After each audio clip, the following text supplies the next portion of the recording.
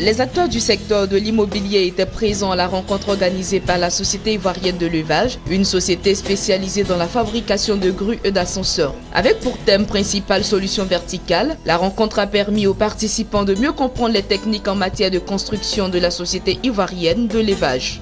Construire plus vite et plus sûr, des immeubles de 6 étages livrés en 6 mois équipés d'ascenseurs. Oui, cela est possible avec les grues de la Société ivoirienne de levage. La Société ivoirienne de levage est une entreprise qui est spécialisée dans la fabrication de grues, d'ascenseurs et de certains outils de manutention. Donc aujourd'hui, avec les solutions verticales, nous venons annoncer nos 2 principaux produits, une grue et un ascenseur. En présentant nos produits, c'est pour inviter tous les acteurs du bâtiment à changer de braquet, à changer de logique, c'est-à-dire à opter pour les solutions verticales dans le cadre de la construction des logements sociaux par exemple. Dès le mois de novembre, la première grue fera son entrée en Côte d'Ivoire pour le bonheur de tous les acteurs du BTP en général et de l'immobilier en particulier. À partir du mois de novembre 2017, la Société ivoirienne de levage aura les moyens de mettre des ascenseurs à leur disposition, des ascenseurs fiables, des ascenseurs pratiques et des ascenseurs qui sont meilleur marché que ceux de la concurrence. Et nos ascenseurs aussi sont conçus en conception d'amélioration, c'est-à-dire qu'ils consomment moins d'énergie. Nos ingénieurs, nos techniciens ont fait les meilleurs choix possibles pour que la facture d'électricité de l'immeuble à propos de l'ascenseur ne soit pas répercutée sur le loyer à la fin du mois. C'est toutes ces informations-là que nous venons mettre à la disposition des acteurs du BTP. Visiblement réjouis de l'initiative de la Société ivoirienne de levage, les participants à cette rencontre ont souhaité voir ce projet se réaliser.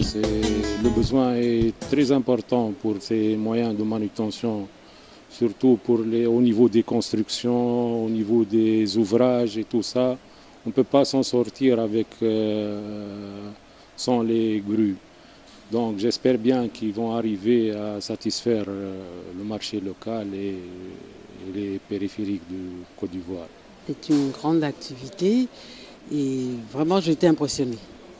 Il a touché à tous les domaines, la formation des jeunes, la formation des handicapés et vraiment je veux vraiment lui rendre un grand hommage et espérer que cette belle aventure qu'il entame soit une aventure vraiment fructueuse dans tous les domaines. La Société ivoirienne de levage, à travers son initiative, ambitionne de créer de nombreux emplois. Et il faut souligner qu'en dehors des grues et des ascenseurs, d'autres produits de manutention sont aussi proposés par la Société ivoirienne de levage.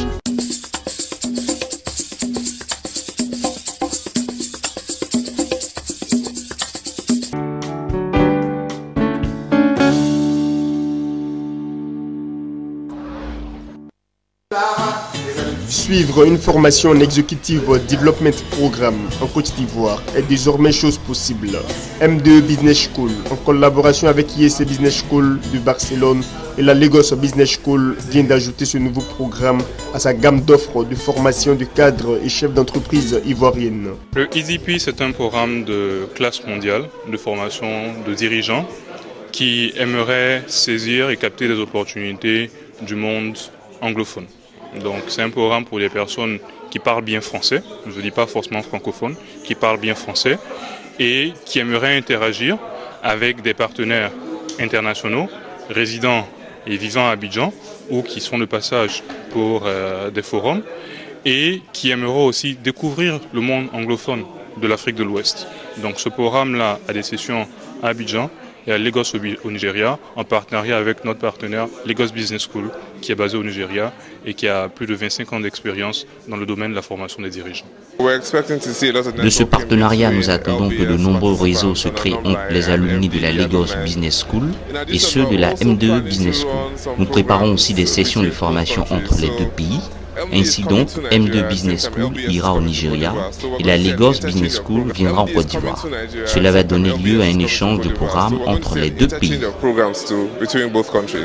Executive Development Programme entend répondre à un besoin de managers ivoiriens, acquérir des capacités linguistiques pour comprendre et s'exprimer en anglais, aujourd'hui indispensable pour s'ouvrir et impacter le monde des affaires.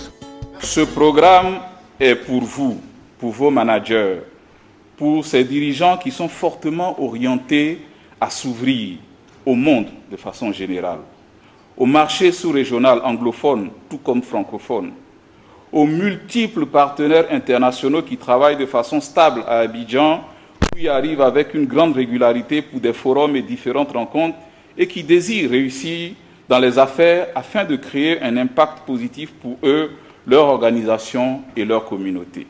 MDE au service des dirigeants.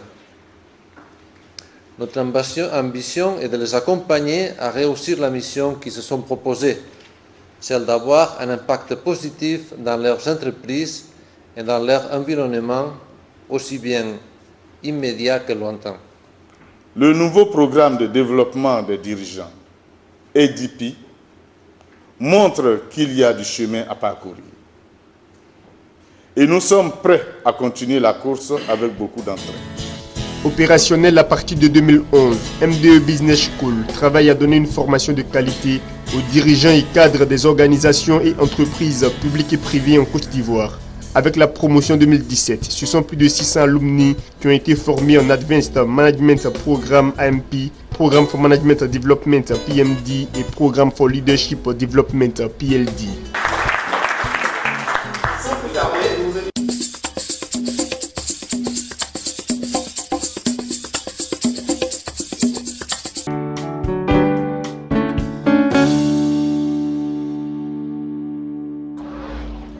Le paludisme est l'une des maladies qui minent les deux villages voisins, Azito et Béago. 11 874 cas de consultation, c'est ce que révèlent les statistiques collectées au centre de santé communautaire d'Azito. À l'occasion de la célébration de la journée mondiale de lutte contre le paludisme, des voix se sont levées pour sensibiliser les populations. L'entreprise Azito O&M, qui se veut citoyenne avec sa politique de responsabilité sociétale, a saisi l'occasion pour échanger avec les riverains sur les causes de cette maladie.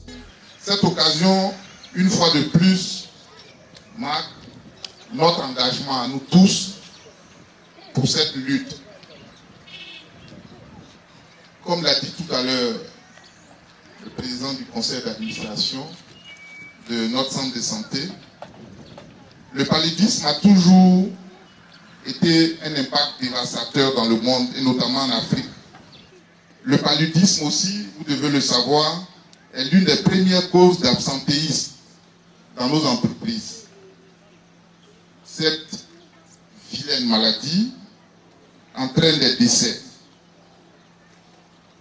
des pertes de revenus pour nous, pour nos employés, pour nos familles. Une initiative qui a vu l'adhésion des diverses couches des populations de Béago et d'Azito.